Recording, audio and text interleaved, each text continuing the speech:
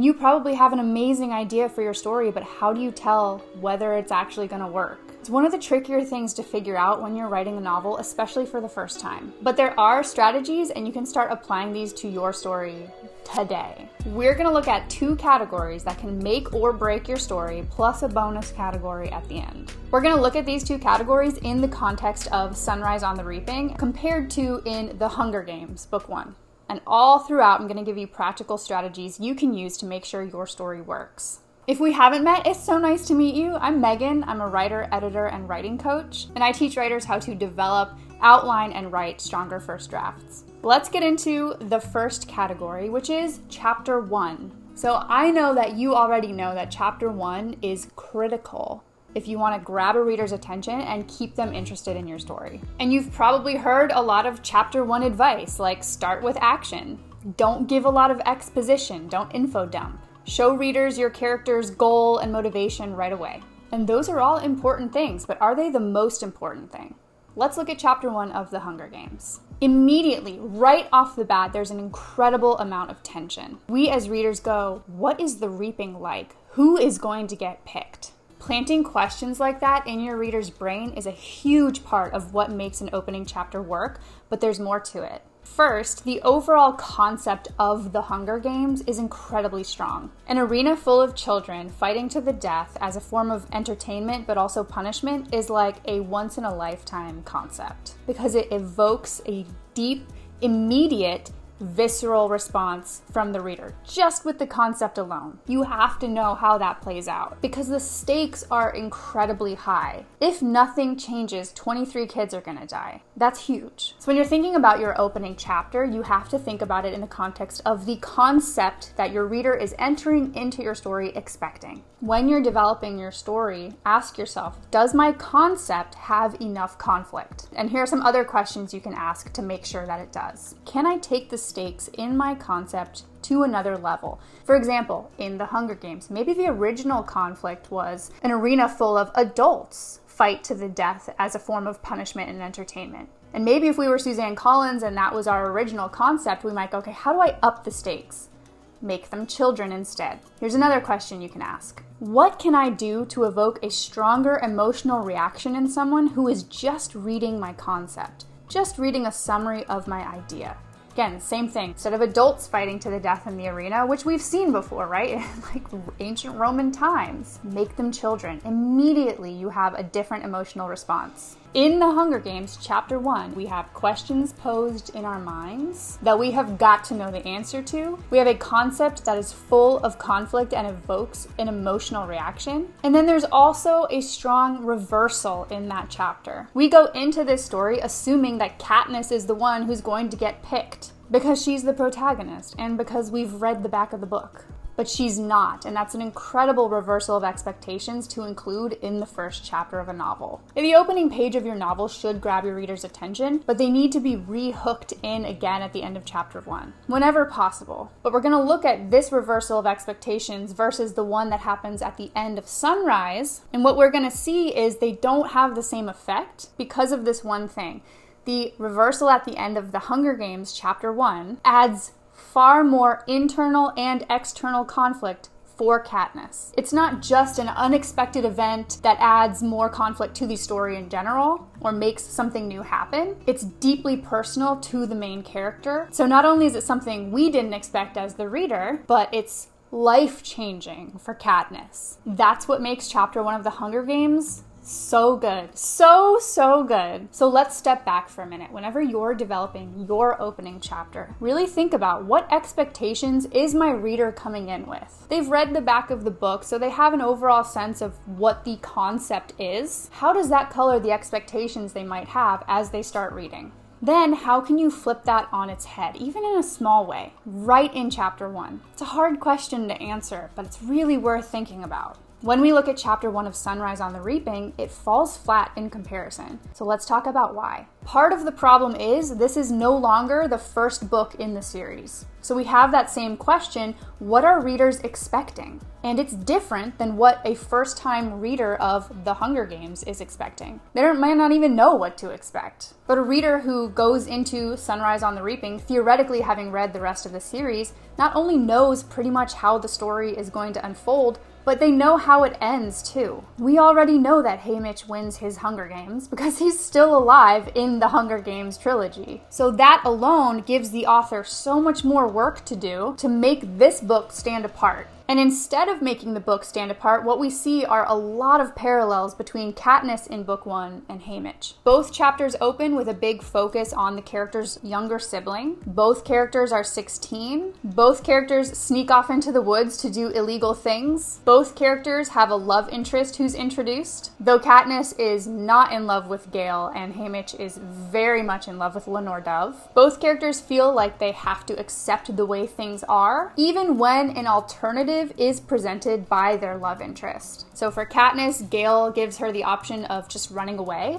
making their own life elsewhere. And for Haymitch, Lenore Dove suggests that the reaping might not always happen. We don't have to think of it as an inevitable thing. So they're both given alternatives and they both push back on them. Both characters have their name in the reaping pool 20 times. And both chapters end on a reversal or a cliffhanger. And that's a huge part of the problem. None of our expectations are reversed at all in chapter 1 of Sunrise on the Reaping. And there's actually not a ton of conflict in the chapter until we get to the reaping itself. So to me, a reader is going to go into this novel thinking, how is it different from all of the other books in this series? And instead what we get is, oh, it's actually almost exactly the same.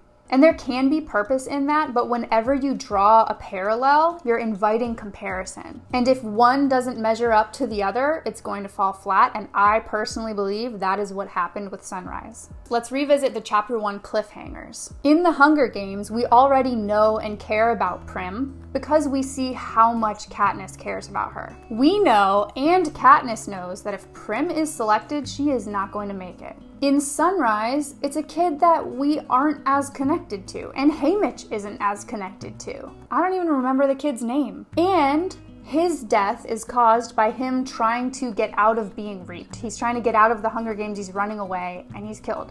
That's expected. Can you see the difference between those two chapter 1 endings? So how does this apply to you? If you're writing a story in a genre where there are already a lot of expectations, a lot of tropes, a lot of typical plot structures, if you're writing a retelling of a well-known story, keep this in mind. Given what your idea is, what expectations might a reader come in with? How can you flip those expectations on their head in chapter 1? Okay, so the first category we want to think about when we're wondering what makes a story work or not work is chapter 1. And what's really interesting to me about the fact that these two books are so similar is that you can see why the same kind of structure and plot devices work in one book and they don't work in another book. And I hope that that encourages you. If you're wondering like, oh, this has been done before, like, well, think about it in the context of your story. If Sunrise on the Reaping had been the first book in the series, it might have landed differently. But because it's not, and we have different expectations going into it, it doesn't land with the same punch that chapter 1 of the Hunger Games does. It's so cool to think about. I can't. I could think about that all day. In fact, I did when I wrote this video. It's so fun. Okay. Now, creating a strong chapter 1 is a great start, but unless you incorporate this other category into your novel, it really doesn't matter. You can have the best chapter 1 in the world, people still aren't going to finish your book. And that category is conflict. Now, I know that you already know that without conflict, you don't have a story. Once upon a time, I went for a walk, it was really nice out, and then I went home is not a story. Once upon a time, I went for a walk, got kidnapped by pirates, and barely made it out with my life. That's a story. So what makes for strong conflict in your novel, and how can you up your conflict game? Conflict comes in several forms. You've got external conflict, so literal events or things that are happening around your main character that make it harder for them to do whatever it is they want to do. You've got internal conflict, so emotional or intellectual or philosophical wrestling within your main character. That also makes it more difficult to do whatever it is they want to do. But there's also a third kind of conflict, and that is tension. Beautiful, juicy tension. And this is when your character and your reader are uneasy because they don't know what's going to happen next. And I would argue that tension is more important than external and internal conflict because it kind of ties the two together. And you could also say that external and internal conflict combine to create tension. They all kind of swirl together in a beautiful potion. Now, we already talked a little bit about how tension works wonders in chapter 1 of the Hunger Games versus Sunrise on the Reaping, because again, we've planted questions in our reader's mind of what is the reaping like? Who's going to get reaped? Well, it's got to be Katniss, but how is it all going to play out? Tension, tension, tension, tension, tension. It's great to put conflict in your chapter, but that's almost not enough. A mistake I see a lot of new writers make is they'll have conflict, but it'll be resolved really easily. And what I don't see talked about a whole lot in conversations about conflict is something that will take your story from good to I can't put this thing down. And that's compounding consequences. A story without compounding consequences tends to follow a structure where tension rises and falls with every chapter. So you kind of get this kind of motion where we're getting a little bit of tension and then it's resolved, and a little bit of tension and then it's resolved. And I want you to think about how that might make a reader feel as they're literally starting and stopping, starting and stopping. It's like you're in a car and someone's pumping the brakes and you're like, oh my God, stop. That's what it's like when consequences don't compound. A story with compounding consequences might still have tension that rises and is resolved in every chapter, but it also has tension that rises throughout the entire story and is not resolved until the end. So even if some of that tension is resolved in chapter 2, there's still lingering problems that are not solved that then compound with all of the conflicts that come after it. So I want you to think about it like this. Every time your character faces an obstacle, they should react to it in a way that has consequences that leads to more conflict, which they react to in a certain way that leads to consequences that leads to even more conflict. That is how you build tension, because the consequences of the first thing they did are going to stack upon the consequences of the next thing they did, and that's going to build tension throughout your story. Let's look at an example from our 2 books. When the game makers ignore Katniss, that's an obstacle. She reacts by shooting an arrow into the pig. Now that reaction has to be based in who your character is, right? It's based in who Katniss is. So she shoots an arrow into the pig, which means she's given a higher score. That's the consequence for her reaction. Because of that consequence, it leads to a new conflict, which is now the careers have their eyes set on her. She wasn't really a target before, now she is. Let's look at another example. In the arena, she chooses to avoid the initial battle at the cornucopia. That's a conflict or an obstacle that she is reacting to. She chooses not to engage, but that leaves her with fewer supplies, and that leads her to becoming dehydrated. It leads to the fire trap, and so she's still dehydrated. Even worse, now she's burnt. She runs into the career pack that forces her up a tree where she has to use the tracker jackers, but she gets really stung. So do you see how there's a chain of events unfolding because of how she's reacting to each new obstacle? And yes, some of the obstacles are what we would call maybe contrived or built in, where the game makers are sending the fire down to rain upon her, but it's still connected, right? Because if she hadn't shot the arrow into the pig and already shown some defiance to the Capitol, the game makers probably wouldn't be so hell-bent on getting the careers to take her out and pushing them together with the fire. So we see these compounding consequences because she starts with, all right, well, I'm in good shape, but I don't have a lot of supplies, to now I don't have a lot of supplies and I'm dehydrated, to now I don't have a lot of supplies and I'm dehydrated and I'm burnt and I've been stung by tracker jackers and I've been stabbed with a knife. You know what I mean? It all compounds. So now instead of dealing with one thing, she's dealing with 10 things. That is a perfect picture of how you compound the consequences in your story. And again, it's what takes your story from good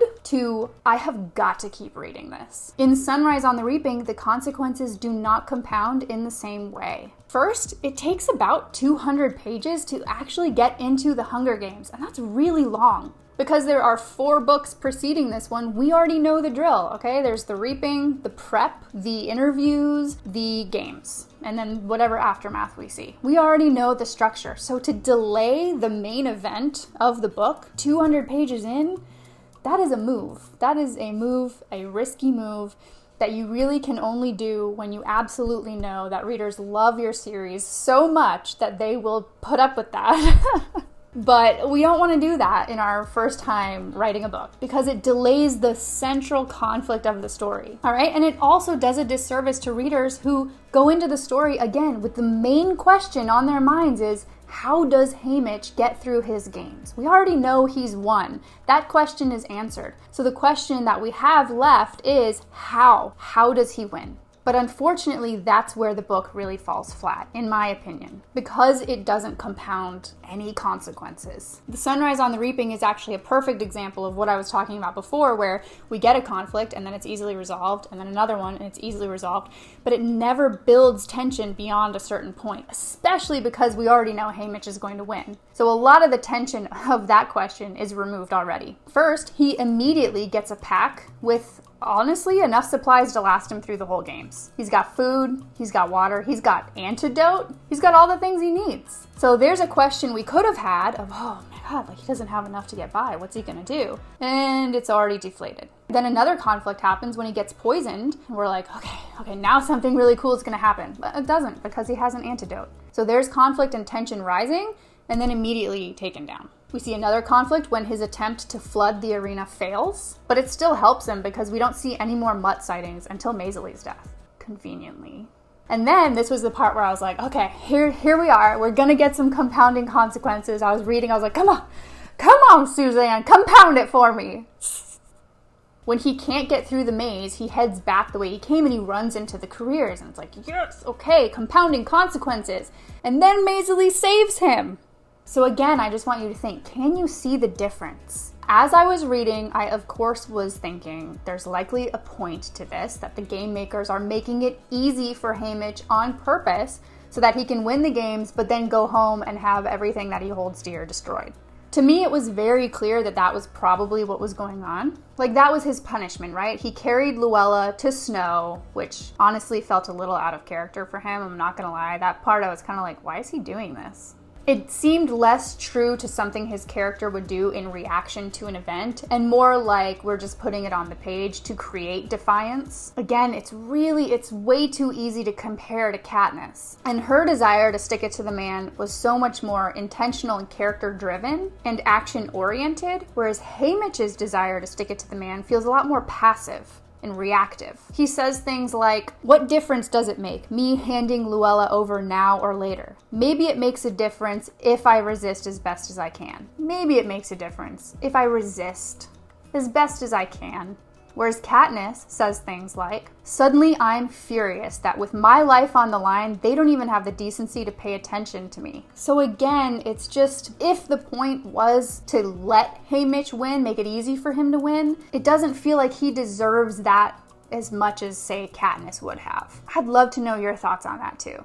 But overall, even if it was the point to let him win, yada, yada, yada, I still think the story would have been stronger with compounding consequences. I think it would have been so much more compelling, and it would have given us a chance to actually dig deeper into Haymitch as a character.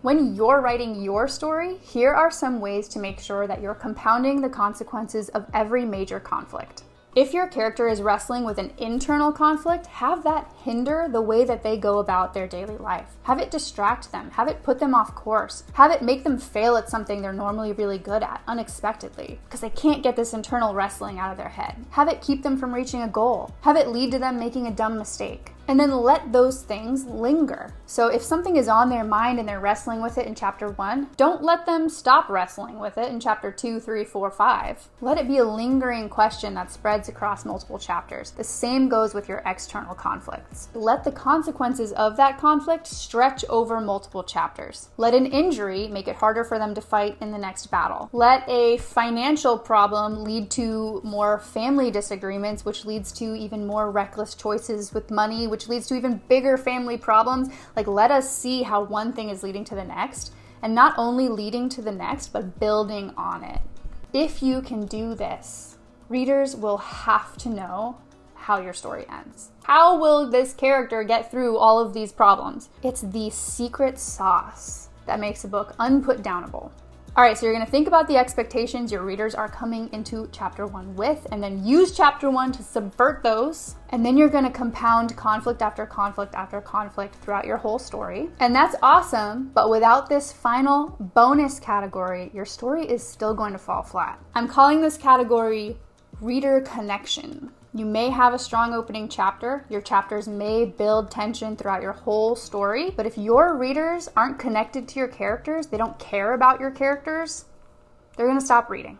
Maybe your concept is strong enough to carry them through to the end. But if they genuinely do not connect with your characters, that's going to be hard work for you. Let's think about what makes a reader care about Katniss. She's smart and resourceful. She successfully provides for her family without getting caught. She's inherently relatable. She's gone through hard things. She lives in the seam. She lost her father. Her mom's really absent. She loves her little sister. These are all things that make her feel more real and more empathetic. She hasn't just had it easy her whole life. She's human. So even though she's tough and she's gritty and she does what needs to be done, we see her softer side come out with her sister and how she cares about her. And that endears her to us because we realize, oh, she's not just kind of hard and gritty and sort of a jerk. Like, no, she has this other side too. She's human. I'm curious to know, if you loved The Hunger Games, what made you care about Katniss? And then, what makes a reader care about Haymitch? Well, a lot of it is we know and probably love him from the previous books and movies in the series. Man, if Woody Harrelson doesn't just make him the most charming degenerate. Sweetheart. I think that plays a lot into it, but that's a whole other story. We're talking about the books. So what makes us care about him? He cares about Katniss and Peeta.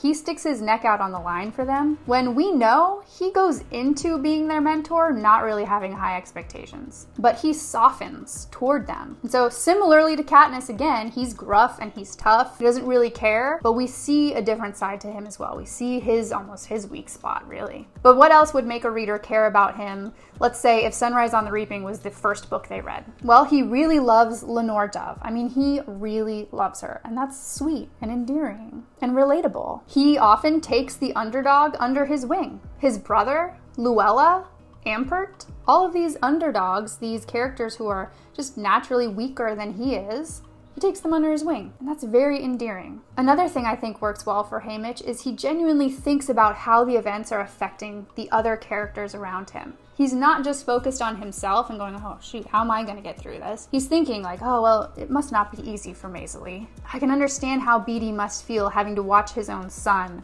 be sent off into the Hunger Games. He's empathetic, and I think that makes readers more easily care about him and connect to him. He's likable. Again, if you care about Haymitch as a character, tell me why. But one more time, let's look at what makes Katniss's story more compelling. Because the odds are truly not in her favor, and we see that because she struggles hardcore during the games, we are more inclined to root for her. We have to see whether she's going to make it, if her sacrifice for her sister is going to be worth it. Versus Haymitch, who gets through the games relatively unscathed. It's not as hard for him. The odds are actually not against him, and so it makes us less compelled to root for him. We care, but we root for him less because we know he makes it, and we're not really seeing anything that makes us question how. Only at the end are you ripped apart by what happens. But again, it's not unexpected. I will say what happened with Lenore Dove was a little bit less expected, but it's not a huge mind-blowing thing. And it also, once again, relates back to Hunger Games Book 1. So, did I like that part of the story? Yes. Did I think that that was probably the best moment of the whole book? Yes. But still, it still parallels to Hunger Games Book 1. Last note on this, I would love to hear your thoughts too. I personally found the secondary characters in Sunrise way more compelling than Haymitch. I especially liked Maisie. I think she was my favorite character because I could see a clear arc for her. She wasn't the same girl at the end that she was at the beginning, and I really liked that. And she actually went through stuff in the games, and she had to get through the games on her own ability and her own grit. And it was surprising. I was rooting more for her and for Ampert and all the others because it wasn't as easy for them. So when you're developing your characters alongside your story, think about how can I get my readers to care about them, to connect with them. so that they're rooting for my character throughout the entire story. You can ask yourself, what fundamental traits do my characters have that influence every decision they make? And it's okay if they're unlikable. Katniss is resourceful, Haymitch is laid back, Maisley is no nonsense. And now that you have that, what is one thing that can endear them to your reader? Do they stand up for somebody who's been wronged? Do they look after somebody who can't look after themselves? Do they always try to see the good in someone? Are they selfless in some other way or something else? All right, so we spent some time today going over opening chapter and conflict strategies that are the difference between your story working and your story flopping. Now you can get back to developing your story with greater clarity and confidence, knowing you're taking it in a stronger direction. If you want to look at another story that does conflict and compounding consequences really well, I have a video breaking down Back to the Future. That's like a master class on how to write that into your story. Otherwise, I think this video will be helpful for you as well, and I will see you next time. Happy writing!